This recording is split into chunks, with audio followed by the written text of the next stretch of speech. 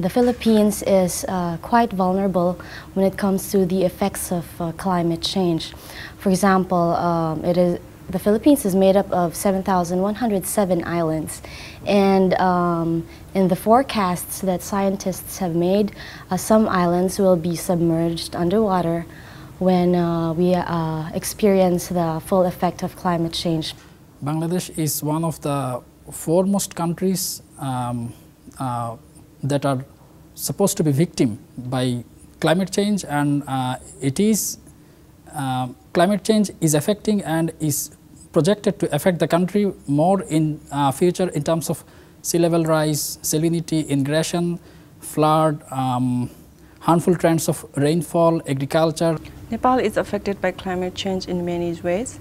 For instance, it is a Himalayan country, so most of the parts is covered by snow in mountains. So because of the global rise in temperature, the snow is melting down. And because of that, the glaciers are outbursting, and which affects the agriculture and also the people living in that area.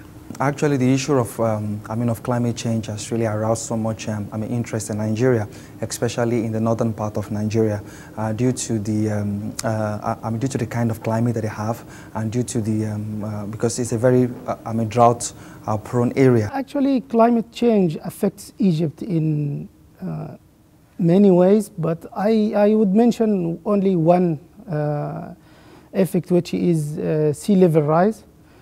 If sea level rise for 0.5 meters, around $3 billion are needed, and around 200,000 jobs will be lost, and 2 million people need to move outside their homeland. Currently in the Philippines, a lot of the climate change efforts have been focused on mitigation, on advising the people on how to reduce greenhouse gas emissions.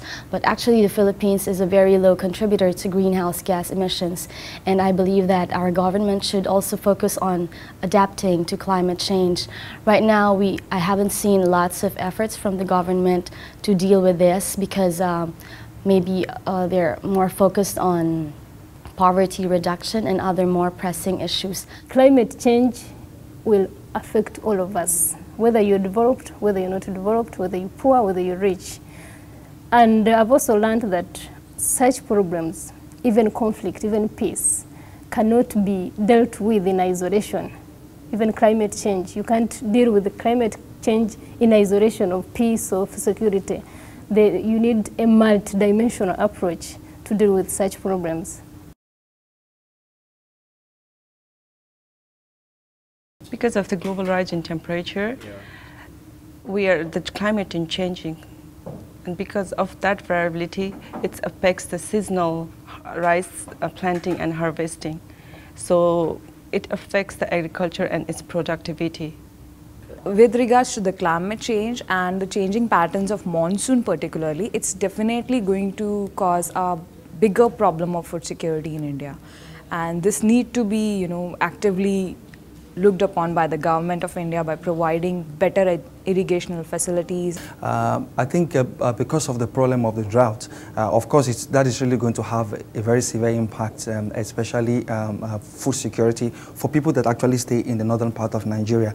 And I think at the moment the Ministry of Agriculture they are also making a great effort in trying to see how they can reduce the impact of this by creating irrigation system and also funding local farmers on how they can use alternative forms of agriculture to really reduce the impact of climate change. Apart from increased typhoons and floods, food security is also affected, especially in the water industry, the fishing industry.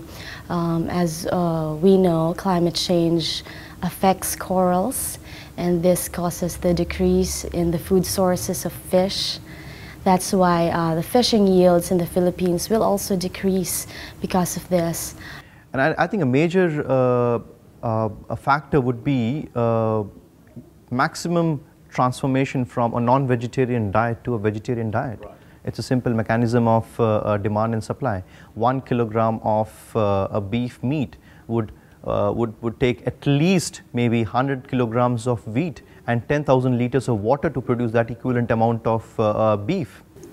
One of the major mistakes which currently I see the countries are making is the production of biofuels, which is like going in most of the third world countries, Malaysia and Mexico, Brazil, and what they're doing is they're cutting the stretches of their forests to grow biofuels, and they're shifting their agricultural patterns to grow biofuels, which is causing a huge food insecurity in the world across and are rising up the prices of food.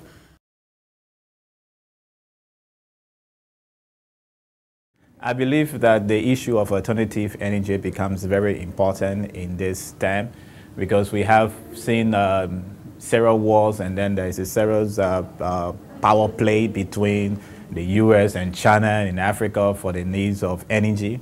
I think the solution lies in managing the demand and the supply of energy resources. So probably you'll have to reduce the demand of the non-renewable sources of energy, be it petroleum, be it coal, and so on and so forth, and increase the supply of renewable sources of energy.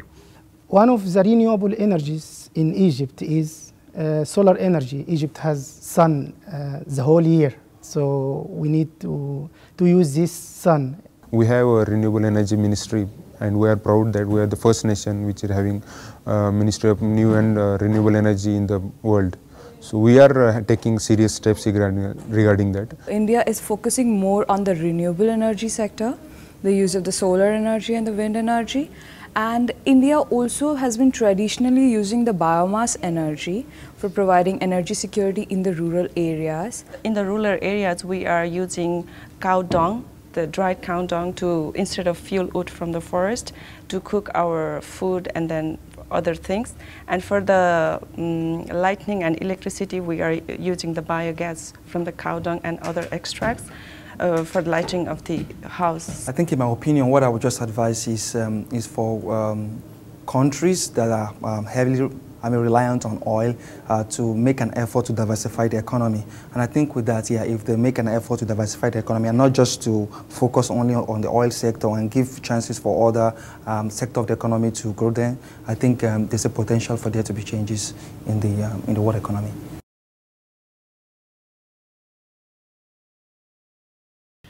My main concern is education. Education of children and teenagers.